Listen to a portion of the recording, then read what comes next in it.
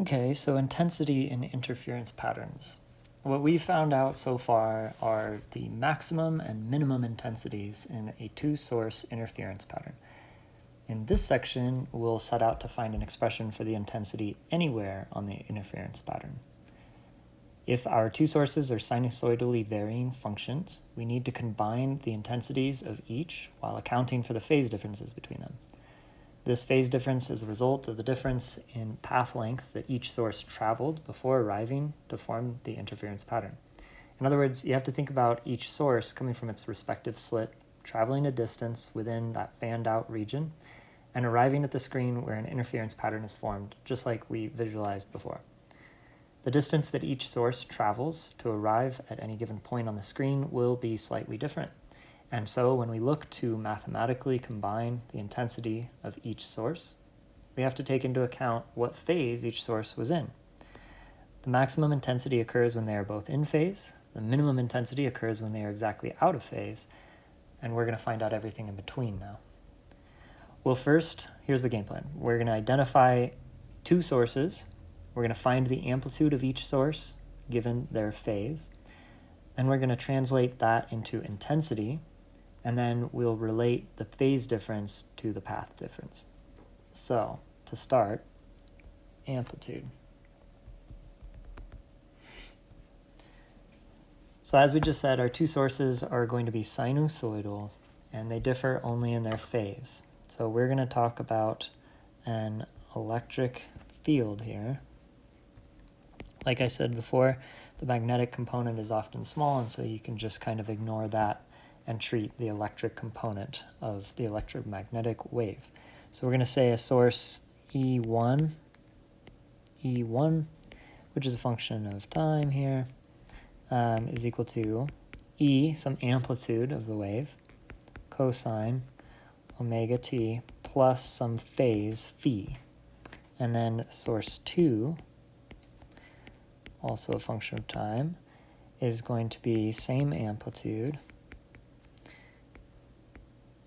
omega t, just cosine omega t. So there's a phase difference between these two sinusoidal waves.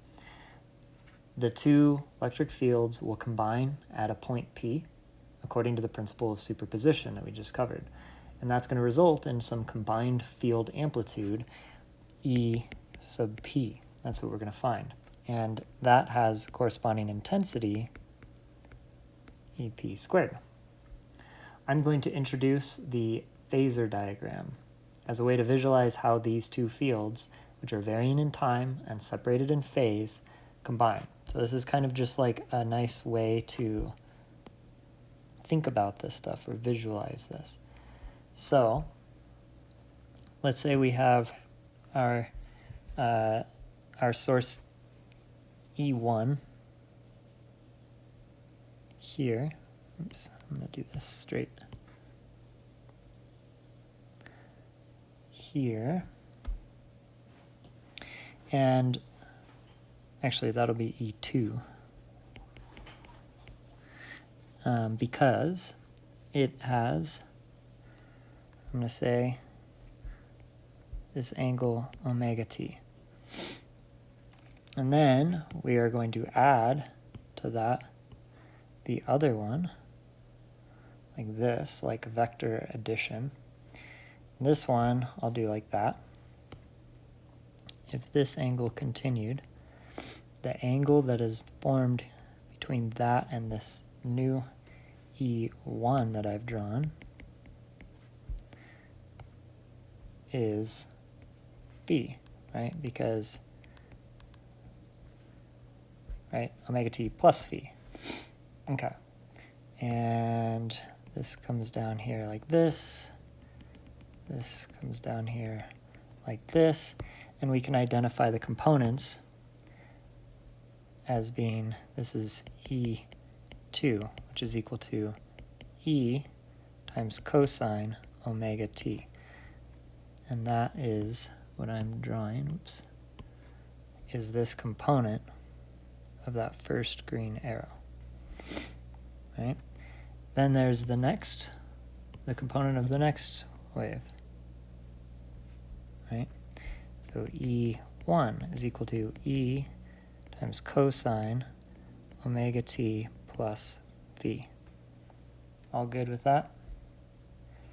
So then the difference here, this angle, is pi minus phi. Having trouble drawing nice pretty phis. There. All right. So finally, we're going to do some vector addition here and draw the arrow from tail to tip here, like this, E sub p. That is what we are finding. And then we square it, and you get the intensity, right? So we're finding the amplitude.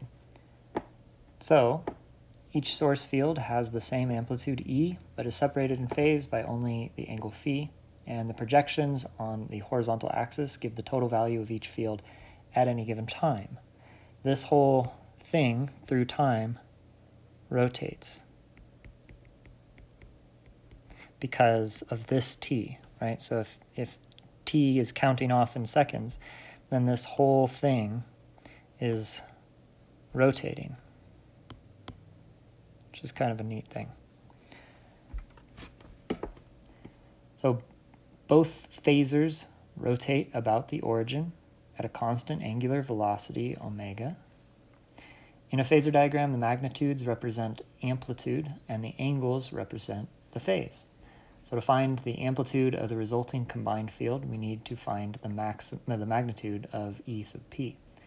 And we'll do this using this triangle here and the law of cosines. So the law of cosines is c squared is equal to a squared plus b squared minus 2ab cosine of a certain angle. So let me draw a triangle here. So if we have this triangle, it's not a right triangle, right? So we have, like, say alpha, say we have beta, and we have gamma. And we'll call this A, call this B, call this C. So in that case, the law of cosines would correspond to the angle gamma. So that's just an identity, law of cosines. You probably have used it before. And then we're also going to use the trig identity. So I'm going to say we'll need, just as a sense of organizing this, law of cosines, and then 2, this trig identity, which says that cosine of pi, pi minus phi is equal to negative cosine phi. All right, so now looking at our phasor diagram, our triangle here, this would correspond to E p squared is equal to E squared plus E squared minus 2E squared cosine pi minus phi. These designators can go away. I got it. There. Oops. There. All right, which of course is equal to E sub p squared is equal to 2E squared minus 2E squared cosine pi minus phi. And then we can pull the 2e squared out and say like this, 1 minus cosine pi minus phi. And of course, using our law of cosines, which I've neglected so far, we can clean it up. EP squared is equal to 2e squared 1 minus 1 plus rather at this point, 1 plus cosine phi. All right.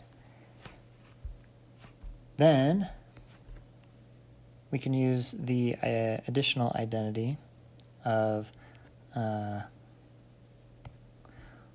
1 plus cosine phi is equal to 2 cosine squared phi over 2. So using that, we can write this in the final form that we need here. 2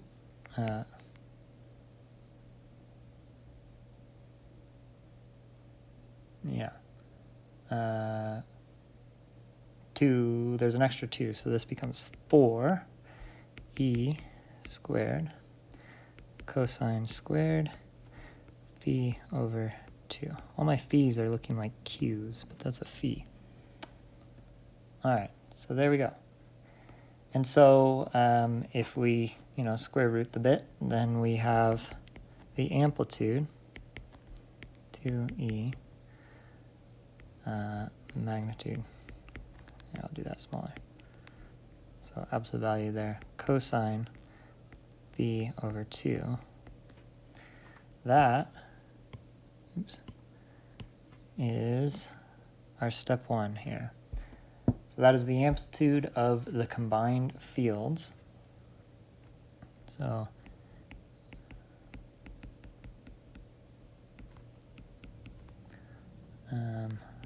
I'll say in two source interference. All right.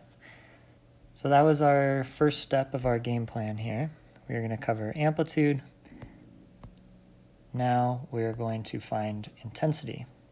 So you may recall finding intensity of an electromagnetic wave from your Physics 2 class. And that involves the average value of the Poynting vector. I believe that's how you say it, Poynting. Come across all these words that you read 99% of the time, and then you're wondering if there's some fancy pronunciation. Anytime something turns out to be French, I always end up pronouncing it completely wrong. But the average of the Poynting vector, right? So the intensity is equal to, so the Poynting vector is usually given by S, and so S average is equal to half of this. So epsilon naught, c, the speed of light, e sub p squared. The sub p is specific to our case here, of course, but yeah.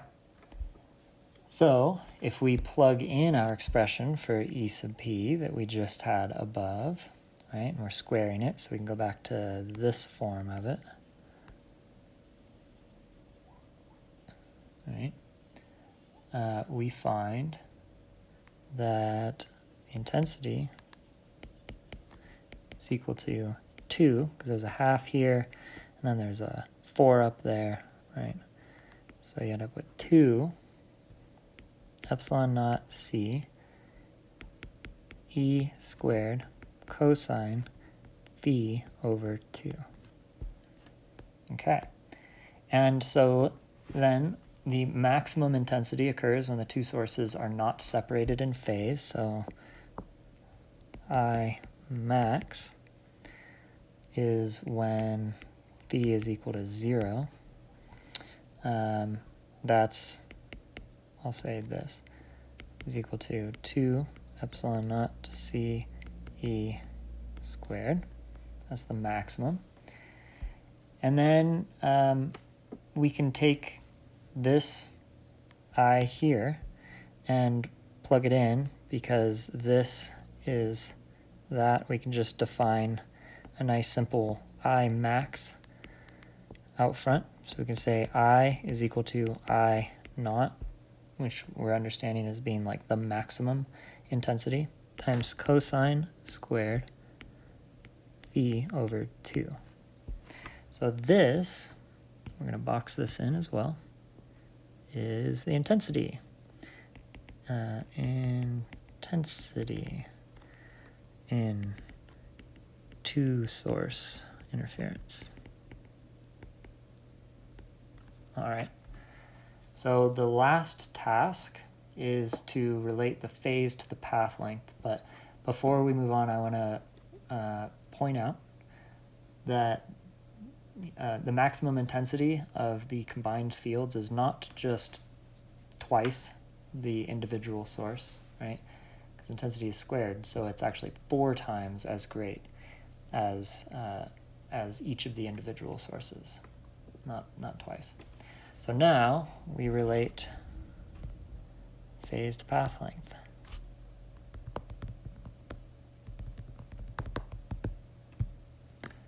All right, so in finding a relation between phase and path length, we have to think about how one changes with respect to the other. So if you think about it, we should find that it's kind of intuitive that phi is proportional to the difference in path length from the two sources to the point P. And that's because we can talk in terms of wavelength, right? We can express the path difference in terms of wavelength, and wavelength is related to the phase. So when the path difference is a full wavelength, the phase difference is a full cycle, right? And a full cycle would be phi equaling 2 pi, right? Is equal to 1 full wavelength.